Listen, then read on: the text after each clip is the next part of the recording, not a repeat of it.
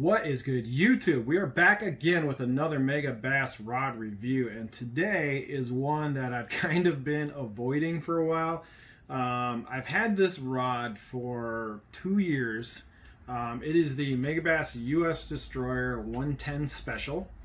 Now, the reason I haven't done a review on this rod yet and why I've been waiting is because I didn't know really how to talk about this rod to make it interesting, because it's a specific rod designed for throwing jerkbaits. And basically a review says, does the rod throw jerkbaits really well? The answer is yes.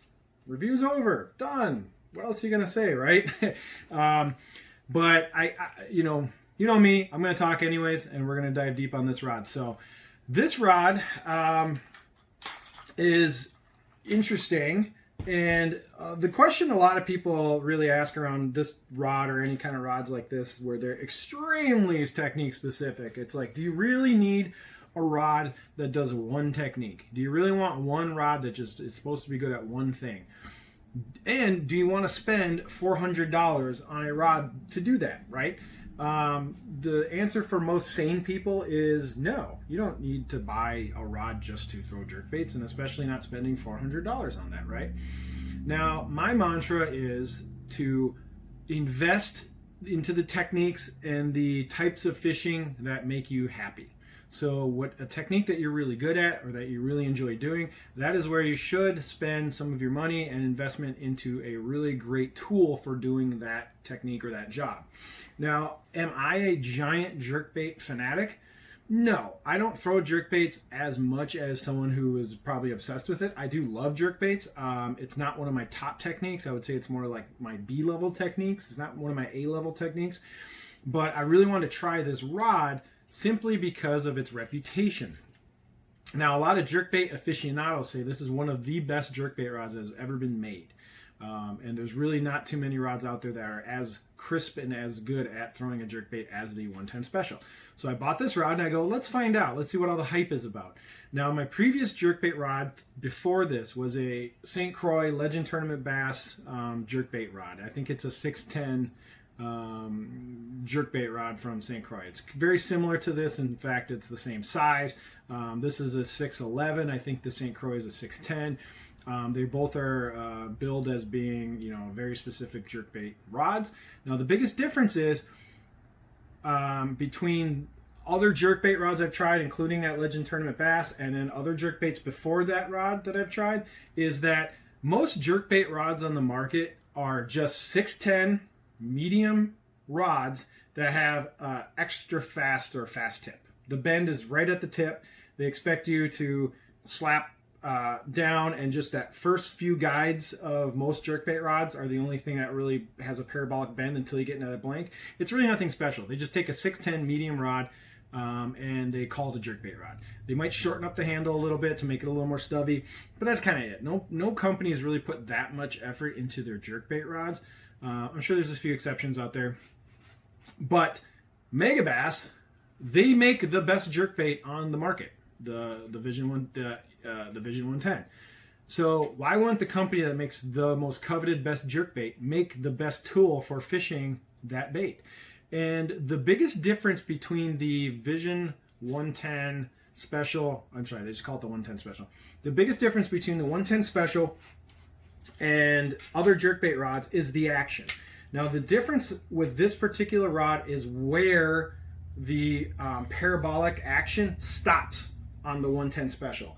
What's crazy about this rod is the bend and the action literally stops almost to the middle of the blink.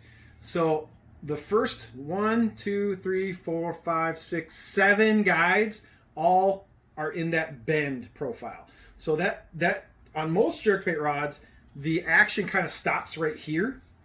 But on the 110, that parabolic action goes way down to damn near the middle of the rod.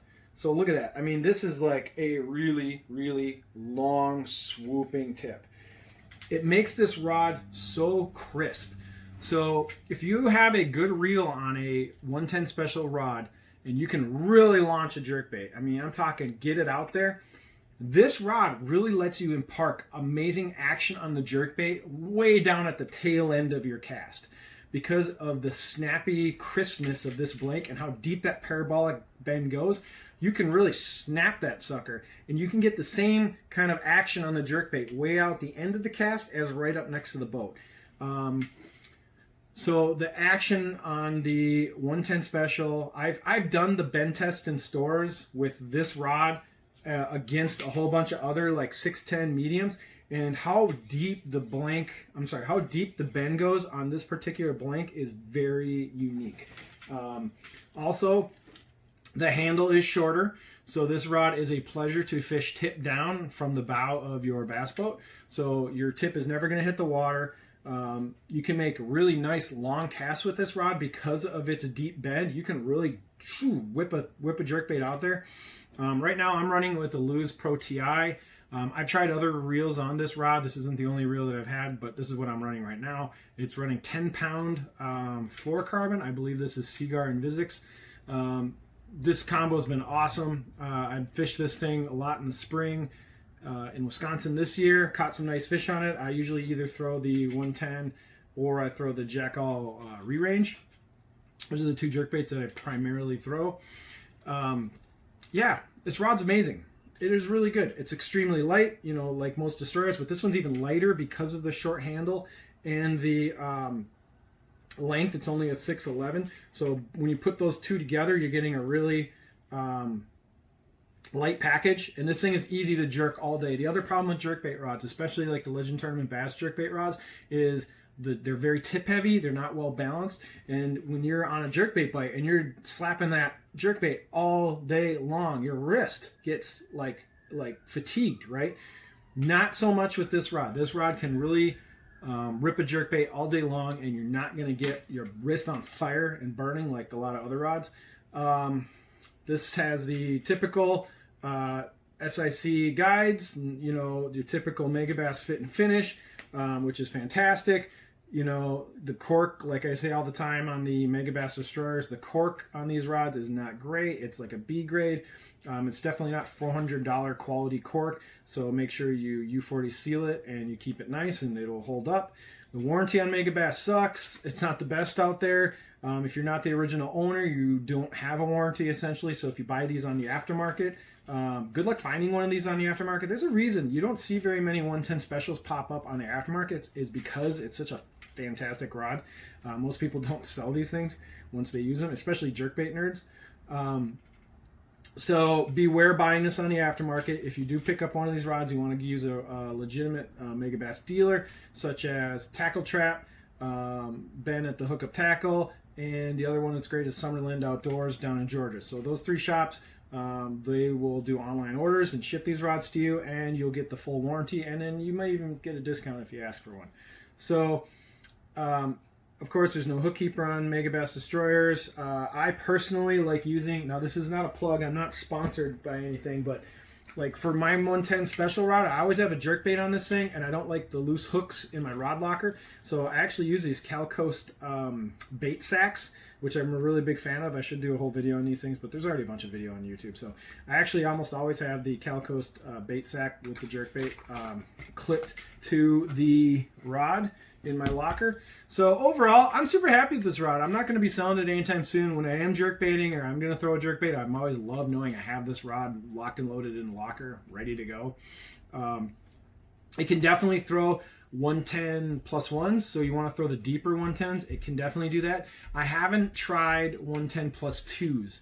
In Minnesota, we don't really have a need to jerk that deep because our lakes typically aren't like super deep. So as far as this thing being effective at throwing 110 plus twos, leave a note in the comments if you do that, or if it sucks, I don't know, so check the comments. But overall, this rod is amazing at what it does. I'm not going to do a bend test because I don't really have another rod to compare this thing to, but just be assured that the thing that makes this unique is how it doesn't have a soft tip. It's like the whole rod is, half of this rod has a parabolic bend. So whatever action you would want to call this, I wouldn't call it, I would almost call it a moderate fast. It's not extra fast, it's not fast, it's not a fully moderate rod, because when you get to the middle of the blank, it really kits in that backbone. But that whole front half of the rod is really shock absorbent, which allows for really long casts, putting really good action on a jerkbait no matter where you are in the cast. And when you do catch a fish on this thing, this rod really has a lot of give. So when you have a couple treble hooks into the side of a fish's face, this rod will likely get him in the boat. More faster jerkbait rods, when you actually hook a bass and they're fighting and they're jumping, they'll come off. So if you are a jerkbait aficionado and you're looking for the Rolls Royce of jerkbait rods, the 110 Special is going to be hard to beat. I don't know what other jerkbait rods out there are going to give you the full package like this rod. You can use this rod for topwater. This is also going to be an excellent popper rod. So if you want to throw Megabass Pop X's or like Rio Ricos or any other poppers, you could definitely double duty with the 110 Special. It's not a one-trick pony. I would say it's a jerkbait rod first and a topwater rod second. Because of that super soft tip, throwing walking baits on this rod, especially bigger ones like say a Diamante or a Spook, it might be a little tough because the tip is softer. So I would say excellent jerkbait rod, really good popper rod, and then that's about it. That's probably all I would throw on this rod. I mean, if you wanted to, you could probably throw like shallow running crankbaits on this thing as well. So if you're in a pinch, you need to throw some shallow cranks or like some shallow square bills, you could definitely do that on this 110. Probably do it really great around docks if you needed to. I won't put too heavy of a bait on it, but killer rod. I'm really happy to have it. I'm gonna not get rid of it anytime soon because I doubt that I'm gonna find anything better for throwing jerkbaits. So if you have an opportunity to grab one, or if you're ever curious about these, definitely check it out. So until the next video, please like and subscribe. You know the deal. I'm trying to get my subs up. I'm almost to 2,000. And also hit me up on Instagram at Punch Fishing. I post a lot of other content on there that doesn't make the YouTube channel. So appreciate it. Thanks for watching. Until next one, see you later.